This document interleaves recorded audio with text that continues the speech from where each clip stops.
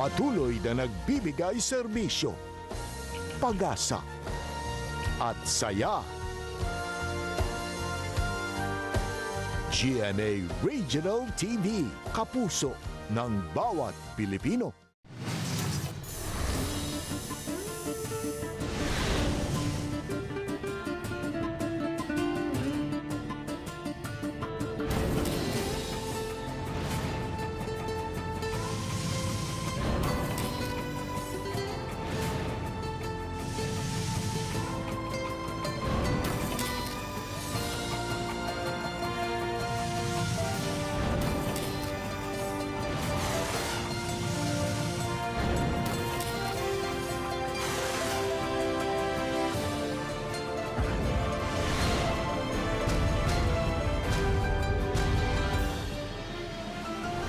Ang GMA Regional TV, Balitang Bisdak.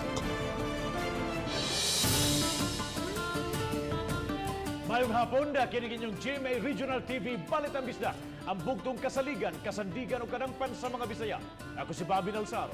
Nga maghatod sa labing dako ang mga nagunang balita nga mahinungdanon sa Central o Eastern Visayas. Kung live sa GMA Complex sa Dakbayan Subo, ako si Alan Domingo. Labhan o kasaba sa Mayo, ang social worker sa Basak Lapu-Lapu City, kansan 5 kakabanay, apil ang uyab sa iyang anak, beneficiary sa SAP. Taghapan na gini nga silang ulo mo yung tagaan ng hatag tangat to sa subdivision. Tagalawaan Tres Talisay, ang ikaupat nga COVID-19 positive sa Talisay City. Sa labing unang higayon, dakong kapistahan sa patron sa Mandaue City, nagmingaw. Bukirang barangay sa Cebu City, naabdan o gayuda pagpanghatag hapsayra o may mobile market pa. Kapin 50 ka mga lumurupyo sa siyudad sa Lapu-Lapu nga ang uban City Hall employee ni uli sa nadawat sa SAP. Inahan patay human giluwa sa anak nga gituhuang naburyong. Emergency room sa Eversley Child Sanitarium gisirhan una pipila ka mga personnel gipang quarantine. Ang mga sakripisyo o pagkantos sa mga inahan nga angay gayong saluduhan.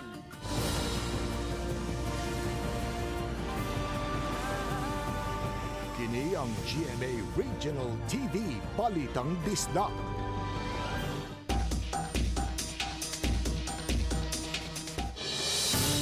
Social worker kansang 5 niya ka mga banay nalakip sa talaan sa Social Amelioration Program gipatawag ni Lapu-Lapu City Mayor Junard Ahong Chan. Apan may barog nga wala sa kasayuran, kabahin nini. Si Chelo Valiana sa report. Di ko gusto mamolitika, di ko gusto Yes, Mayor. membros Oo, ng pamilya nisulti mo ka na. inyong iabot. Oo. Pero kuan dili ba kami ang kuan gid ba nag house to house nabiya tay mga volunteers. Gipangutana sa mayor si Eleanor Feliciano, social worker nga nadestino sa Barangay Basak, nganong nalakip sa talaan sa SAP beneficiaries. Ang 5 niya kakabanay ug ang uyab sa iyang anak. Apan gipasabot ni Feliciano nga dili nila maato pagbahig ang talaan tungod kay moabot man sa dulan 8,000 ka mga beneficiary. Pila na ta maikog nga ako being a social worker, ang trabaho dili qualified ang ako ang Sa pamilya. kadaghan man gud nga moabot na mo nga mga kuan mayor, mahugod na siya about 7,000 plus or 8,000 plus in a matter of days. Apan gipadapli ni Chan ang pagpasabot ni Feliciano tungod kay ang tanang mga forms sa SAP muagi man kanila sa dili pa iduso ngadto sa Department of Social Welfare and Development. Nataghapan na gini nga silang ulo mo yung tagaan ng hatag tangat to sa subdivision. Mao to ako kanang nasa subdivision PWD iyang anak mayor. Gihimakak usab ni Feliciano ang pamahayag sa mayor nga maoy gihulagway niya nga fake news. Gitataw ni Chan nga gipa-imbestigar na niya sa Feliciano sa City Attorney's Office. Imo mang gipagawas nga kining gireklamo diri sa ato ang buhatan fake news. Wala ang akong giingon lang ang source. Ang GMA-RTV Balitang Bisdak mitaho apan wa nganli ang social worker kagahapon nga impa-imbestigar sa mayor tungod kay 5 sa iya mga kabanay nalakip sa beneficiary sa SAP. Oban ni Godfrey Relien, Chelo Valiena, Balitang Bisdak. Social Amelioration Program kon SAP aid sa bukirang barangay hapsayra ang pag-apod-apod ngadto sa mga beneficiaries. Kasagaran sa mga lumulupyo nagsalig lang sa pag-uma o apektado usab sila gumikan karon sa kainit sa panahon. Ano ang report? Sukwahi sa ubang mga dapit, disiplinado ra ang mga taong naglingkod sa mga bangko sulod sa barangay covered court sa Sudlon 1, siyudad sa Sugbo. Mubarog lang sila sa igayon nga tawagon aron pagdawat sa 6,000 pesos nga ayuda sa SAP. Ang senior citizen nga si Harry Gonzaga hilabihan kanipay sa grasyang nadawat. Ang dakong isdang mamsa gyud ang gipalit dayon. Dako kay pasalamat kay makatabang yun ba? Kay di man tag yun ka trabaho. 2 ka buwan gud karon pa ko nakagawas balay. Oh, sige lang kuligid lang to TV Jimmy. Kay di man pag magawa sa citizen. Mato ni Kapitan Dante Tabukal nga 374 lang sa 3,000 ka mga mulupyo ang nakalistang SAP beneficiary ug kadtog yung mga mas nagkinahanglan. Kana mga reklamo normal gina siya no. Daghan jud kay mga reklamo kay bisan pag maka-avail sila ang gusto gud sila nga tagsa-tagsaon yun nga makadawat sila. Di may pwede nga doon namin tay guidelines nga angay tumanon. Gawa sa krisis nga mugna sa COVID-19, apektado usab ang panginabuhian sa ato mga kaigsuonang mag-uuma diri sa kabukiran. Gumikan usab sa nasinating init sa panahon. Apan karon pa lang nangandam na sila sa ilang umahan alang sa sunod nga pagtanom kay sa ilahang obserbasyon hapit na ang ting-uwan. Kasagaran sa mga mulupyo sa bukid, ang pag-uma ang gisaligan. Apan tungod kay dugay ng walay uwan, nangalaya na ang ubang pananom. Sama ni Andrew Villeta, kan sa mga sayuti, gagmay na kaayo ang bunga. Hinoon, nagsugod na siya og tikad sa bag-ong tamnanan sa sayuti sa pag-abot unya sa ting-uwan. Naa siya sa umahan samtang ang iyang asawa ang nikubra sa SAP assistance. Karon okay man pero atong kuan lisod jud kay tubig yun. Asa man mo ang tubig? Nami bangag diha nya nasa may kuan sa niya. Ang ayuda gikan sa gamhanan dako kaayo o gikatabang sa katawhan apan pahimangno ni kapitan. Nga ako ganyan nga ginadili gyud nato nga gamiton ninyo sa paghubog-hubog ning maong kwarta or gamiton sa sugal, drogas, inyo gyud ning gamiton ngadto sa pagkaon. Kauban si Marlon Milgaso, ako si Alan Domingo. Balitang Bisdak. Samtang aduna na usay laing nagpositibo sa COVID-19 sa dakbayan sa Talisay. Mao na kini ang kaupat nga kaso nga natala sa dakbayan. Si Lian Sinkulan sa report. Gipahibaw ni Mayor Samsam Gulyas nga ang nagpositibo anaa nagpuyo sa Upper Kaduldulan sa Barangay Lawaan 3. Si patient number 4 na-admit sa Vicente Soto ni adtong Mayo 4 ug nakuhaan og swab test ni adtong Miyerkules. Gi-admit lang siya sa Soto. Then gitest siya. Maybe I think it's standard operating procedure dito. Then ni positive siya. Gipahigayon usab dayon ang contact tracing o gibanabanang napulo ka individual ang adunay close contact sa maong pasyente. Gikatakda silang iswab test karong adlaw. Nag-contact trace nami, then nabalhin na og isolation facility ang iyahang mga direct contact. Sa pagkakaron, gikordon na ang entrance ug exit sa purok. Gidisinfect na usab ang lugar kaganihang buntag. Mato ni Gulyas, aron di maglisod ang mga molupyo sa dapit, hatdan sila sa ilang konsumo sa sulod sa pipila ka adlaw. Uban rin Nante Quiñones, Lian Sinkulan, Balitang Bisdak. Sa labing unang higayon, nagmingaw ang pagsaulog sa kapistahan sa dakbayan sa Mandawi karong adlaw. Apan daghang gihapon miadto simbahan aron mag-ampo o magkadagkot. Anang report ni Nico Cirino. Sa tinuig nga kapiyastahan ni Senyor San Jose, patron sa Mandawi, daghang mga tao ang mitimaan niini. Apan kay sirado ang simbahan gumikan sa gipatuman nga enhanced community quarantine, igo na lang sila nga nanagkot. Ang uban sa gawas ra sa simbahan mihalad og pag-ampo. Nga mawa na ning mga kuang karon, kining COVID ba mawa na ni buok Pilipinas sa kalibutan. Maayo na makakita nagtambal mga bakuna tanan na. Doon nagihapoy misa sa sud, apan sini populo o walay kongregasyon. Si Cebu Auxiliary Bishop Midfield Billones ang nangu sa misa pontifical alas 10 kaganihang buntag. Gi-stream kini pinaagi sa social media page sa simbahan. We know during these times it is very challenging, the burden of decision making. We pray for the wisdom of the Holy Spirit and the guidance of Saint Joseph to be bestowed on them. Si Ginang Leticia kay wala makasud, nangita na lang og landong nga lugar sa gawas. Didto siya mitan-aw sa live streaming sa misa gamit ang iyang cellphone. Dala niya ang mga pangaliya sa kahitasan. Kuan kayo nga tabo ba pero unsaon maumang gyud. Pero amo ato lang yung pasalamatan gihapon nga naabot arong mga panahon na nga okay kayo ba. Pero mo sa atong ipangayo nga unta mahunong na. Samtang si Mayor Jonas Cortez mitimbaya sa mga tao sa kapiyastahan sa patron ug sa dakbayan. Likod sa dakong dagom doon nagikahayag nga nagpaabot. So let us stay strong and be safe, no? For as long as ang ugot ang atong pagtuo. Uban ni June Solon, Nico Sereno, Balitang Bisdak. Duha ka mga barangay officials dito sa lungsod sa Dumanhog ug usa ka minoridad nadakpan sa mga pulis sa usa ka tigbakayan kagahapon. Dumanhog Police porsigido nga pasakaan gyud og kaso ang duha. Si Mario Dumabo sa report.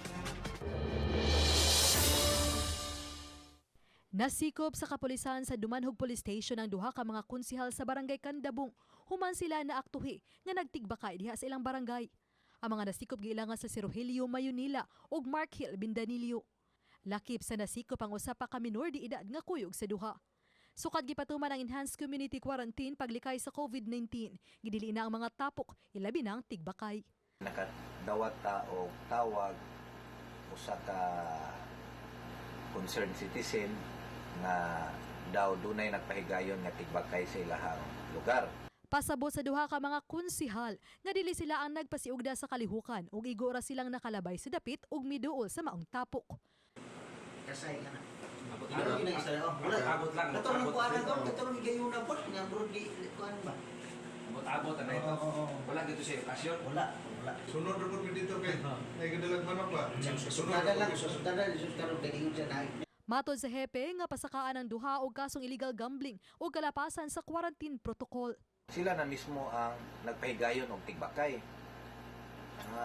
Sampal kay sa to ang mando sa tong presidente nga ilabi na karon sa krisis. Uban ni Cleofer Lumayag. Ako si Marie Dumabok. Balitang Bisdak. Giba naman ang mukapin na 50 ka mga lumlupyos dakmen sa Lapu-Lapu nga umiuli sa midawat nilang Social Immersion Program Fund. Si Marie Dumabok sa report. Sakit kayo pamation nga kaduhatan ni dawat unya nunay uban pa nato makaigsunan nga wa taon kadawat. Mapasalamaton si Mayor Jonard Ahong Chan sa mga miuli sa 6,000 pesos nga SAP kay mamahimo kining ihatag sa mas nanginahanglan. Adunay nakadawat sa unconditional cash transfer kun UCT. Apan mikolekta gihapon sa SAP aron ihatag sa iyang igagaw nga nanginahanglan. Apan giuli ra usab. Karon una-una ako na ako lang kubrahon kay ako untay tabang sa akong igagaw kay wasa na apil sa lista ba. Wala gid mi income ba na. Napami 7 months ng anak niya. Wala na gatas mo tong naluoy siya kung iya lang kihatag nako yang gikubra yang sa para yatag niya nako.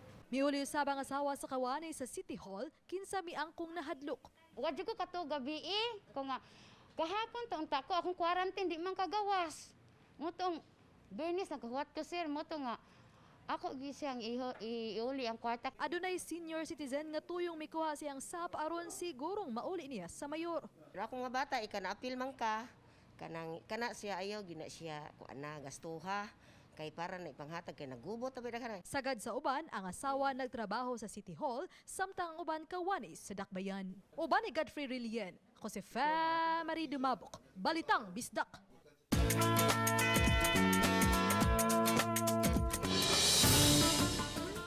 Babay, inahan ug lola.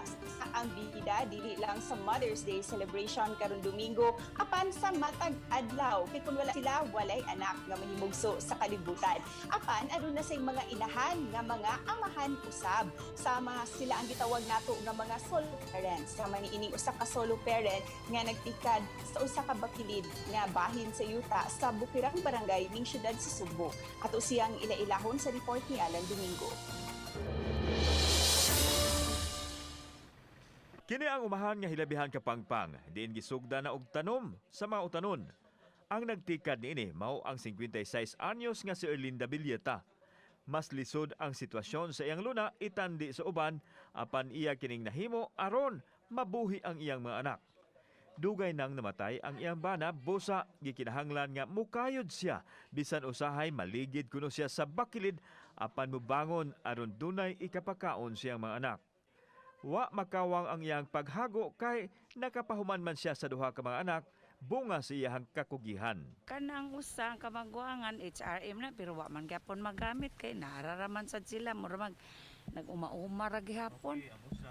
Ang usa nakahumas criminology. Pulis na. Wa lang gyapon ni. Nakahuman pero wa nagamit.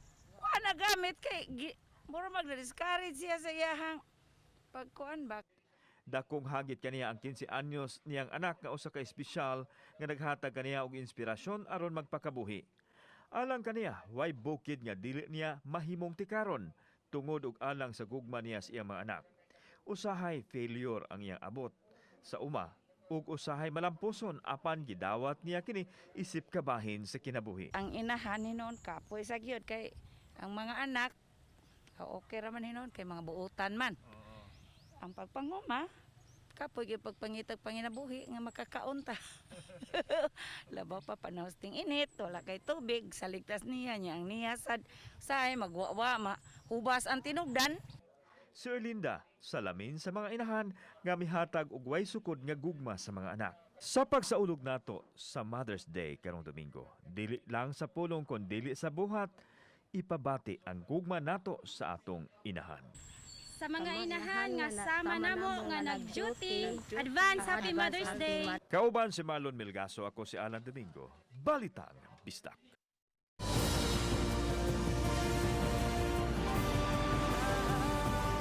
Kini ang GMA Regional TV Balitang Bisdak.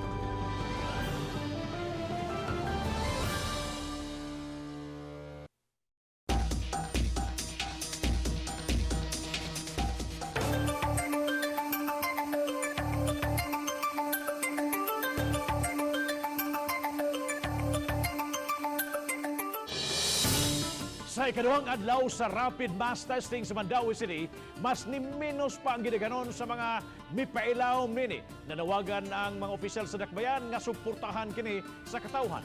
Adunay live update si Nico Cirilo. Nico?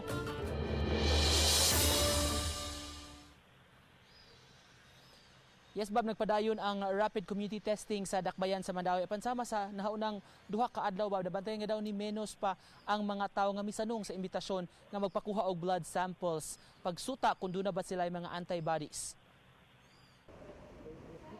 Kagahapon ay ikaduhang adlaw sa mass testing sa COVID-19 sa dakbayan sa Mandaue. Upat ka mga barangay ang gipahigayuna niini. Kini ang Kabangkalan, Kasuntingan, Magikay ug Barangay Ibabaw. Sa maong mga dapit, 647 ra ka mga tawo ang napaubo sa testing ug nakuhaan og blood sample. 38.92% ra kini sa ilang target anang adlaw. Sa unang adlaw sa testing niadtong Miyerkules, kapin 50% rasab ang mihatag og consent. Sa kinatibukan, target unta sa syudad nga makatest og mga 13,000 ka mga tawo. Matud sa mayor, paningkamutan nila nga makapot kini. 10% of our households. Pero most likely di na makuhan. Pero again, ug di na nato makuha, we will continue ang atong kuan, no? Katong atong mga empleyado. Ang panghinaot niya, makasabot ang mga tao. Tinuod, gold standard ang swab o PCR test sa COVID testing apan di sabtanan direkta nga matagaan niini. Mao nga importante nga mo-augment ang rapid testing. We all know nga ang PCR is the gold standard. Apan ang presyo sa hilabiyang mahala. Di man mahimo nga ang tanan na lang sa atong i-PCR. But with this rapid testing, we can have a data, no, murag atong gi-map out ang infection.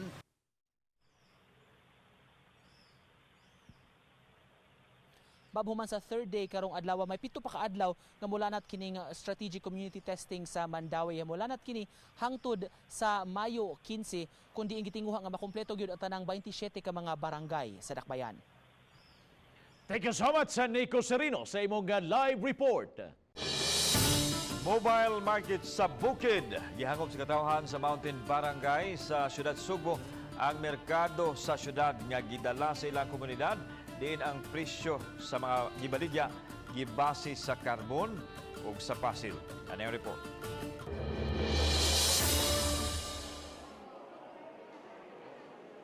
Abundas sa salapi ang mga tao human na kubra ang ilang ayuda sa SAP. Dili man sila makalugsong sa syudad tungod sa enhanced community quarantine, ang mobile market mao'y gipadala kanila sa city government.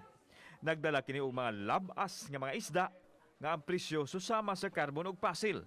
Adunay mamsa, suno nga puwa, bangos ug uban pa. Ang isda gyud nihit og supply karon. So ning hangyo lang ang market na kanamo si Sir Junel nga kutob sa mahimo. Dili lang gyud patas og maayo ang presyo kay basta makaginansya lang gamay, makakuan gamay okay na. Samtang ang manok blockbuster kay dili kinilo ang presyo, binuok nga usahay tag 2 ka kilo ang timbang apan ang presyo 130 pesos lang. Binuok siya. Tag 130 ang buok. Nga naay mo timbang og 2 kilo kapin. Ang pinakakuan kay 1 kilo kapin, dili gyud siya alkansi, barato ra jud kaayo. Lisod sir ay. Sige lang kay mabuhi ra man sa pinangbuhi nga bisag pobre sir basta mabuhi lang ta. Ang mga buwad ginamos, lamas ug uban pang gikamingawan sa mga tao nga kanon available usab. Naapay mga pan nga daw gitilapan ra. Social distancing about sa protocol na to sa pandemic karon. Ayan ninyo baliwala. Samtang gipaniguro usab sa mga pulis og tanod nga nagpahinomdom sa protokol nga matuman ang social distancing. Amos lang ginform while na malit sir. Ginform sad nato ang mga katawhan nga magdistansya kay mo ni siya para masabtan nila nga mo ni safety precautions during sa ato ang pandemic karon. Kauban si Marlon Milgaso, ako si Alan Domingo, Balitang Bisdak.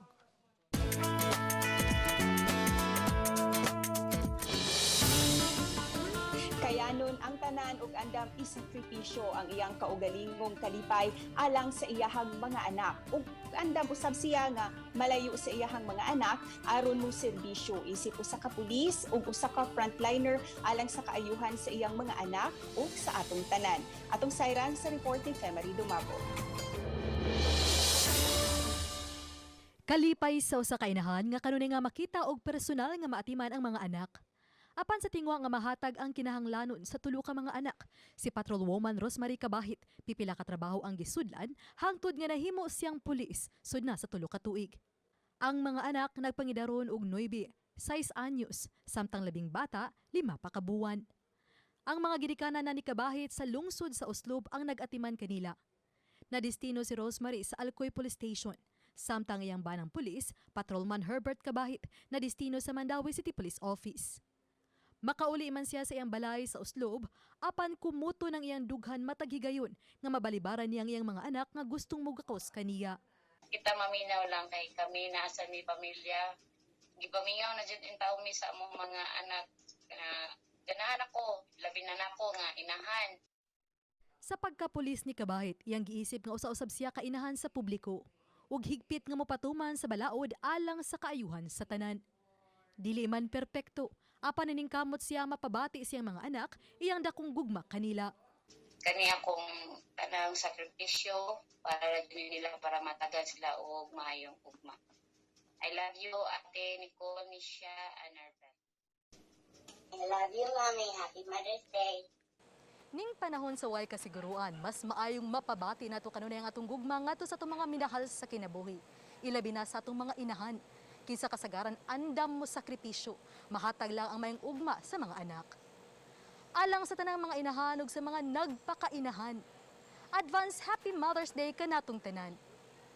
Uban ni Cleofer Lumayag, ako si Femery Dumabo, Balitang Bisdak.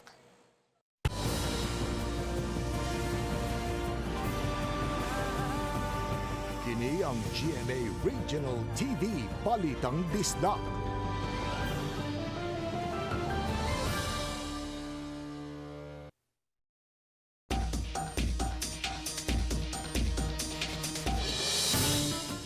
Gikan sa exposure sa COVID positive nga mga pasyente, pipila ka mga personnel sa Eversley Child Sanitarium sa Mandaue City gipang-quarantine karon. Apektado usab ang ilang operation sa ilang emergency room. Ang report ni Nico Sirin. Temporaryo nga gisirad-an karon ang emergency room sa Eversley Child Sanitarium alang sa himuon nga massive disinfection. May makeshift emergency room nga gitukod sa outpatient department. Sa abiso gikan sa ospital, pinaagi sa social media, ilang giasoy nga niadtong Mayo 3 dunay na-refer kanila nga usa ka pasyente nga kritikal ang kondisyon nga pagkahuman nakabsan sa kinabuhi. Nasuta nga positibo kini sa COVID-19. Bisan sa mga preventive measures nga gipatuman, may pipila ka staff nga na-expose o gikinahanglan nga ma-quarantine. Pahibaw sa ospital, limitahan una ang gamit sa ER sa mga emergency cases lamang. Ang pasyente, giila nga si Mandaue patient 93, 48 anyos, lumad nga taga-barangay Mantuyong. Gumikan sa nahitabo, gi-lockdown na sa syudad ang panimay sa maong pasyente ug ang kasikbit nga mga dapit. Gisiguro sa dakbayan, malimitahan ang paglakaw sa mga tao sa maong bahin sa sitio Asinan sa maong barangay. Tagaan yun nato gibugaton ang kinabuhi sa matag Subuanon. No? That's exactly why nga naningkamot gibuhat natong tanan para lang pagproteher sa matag Subuanon. Nang hinaot ang syudad sa kooperasyon sa tanan tungod gihapon sa gubat batok sa COVID-19. Uban ni June Solon, Nico Sereno, Balitang Bisdak. Distribution sa bugas ug ang pagpangapod-apod sa SAP sa Barangay San Roque sa Talisay City nalangay. Kini tungod kay wa pa mogawas ang resulta sa 48 ka mga gipang swab test. Sa maong barangay, diin lakip kanila ang mga kawani mismo sa barangay. Si Lian Sinkulan sa report. Usa ka netizen nga nagpuyo sa maong barangay ang mipadangat sa iyang concern sa GMA Regional TV.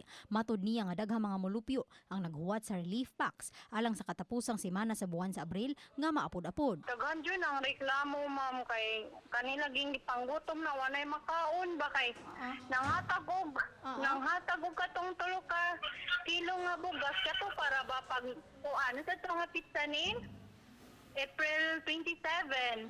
Ang mga taga-barangay San Roque, eksklusibo rang makapamalit sa ilang merkado. Gikonfirmar sa mayor sa Dakbayan nga wala pa ma-distribute ang maong mga relief packs. Kini tungod kay wala pay resulta sa swabing sa 48 ka mga individual nga naglakip sa mga kawani sa barangay nga adunay kontak sa pasyente nga nagpositibo sa COVID-19. Napiang gyud mi sa barangay because barangay officials man ang naghuwat nato sa results. Then that's why we need the results. I understand DOH. I have complete and utmost respect for them. But muhangyo lang mi, we are ready for bad or good news. May unta that news will come early. Gidugang sa mayor nga ang barangay San Roque na lang ang wala pa makaapod-apod sa distribution alang sa Abril. Isunod na unta ang tag 25 kilos nga bugas alang sa buwan sa Mayo. Naka-distribute na mi sa all barangays except barangay San Roque. Right now I'm coordinating with the kapitan na if bad news will happen, na kaniya to ang 25 kilos of rice mag-drop off points in certain puroks, in certain subdivisions because these people need help from the city government. Lakip sa mga nalangay paghatag, mao ang social amelioration program ngadto sa mga beneficiary sa maong barangay. Apan sa pagkakaron, gipangitaan ang pamaagi sa Dakbayan aron mahatag sa mga molupyo ang mga hinabang lakip na ang SAP nga dili risgo kanila ug kalikayan sab ang pagkuyanap sa COVID-19. Uban ni Renate Quiñones, Lian Sinkulan, Balitang Bisdak. Sa gikatakdang pagsaulog sa Mother's Day karong adlong Domingo, ana ay subo nga panghitabo nga naglambigit sa anak ug usa ka inahan. Usa ka inahan ang giunay patay sa kaugalingong anak sa Ibanez Compound, Barangay Mambaling, Nindak, Sugbo, pasado alas 7 kagabi. Ang biktima na ilang nga si Anilita Andoque, samtang ang suspect nga anak mismo nga si Jenry, 25 anyos. Base sa police report nga nabantayan sa usa ka strike driver ang suspect nga nagkadugo nga murag wa sa iyang kaugalingon.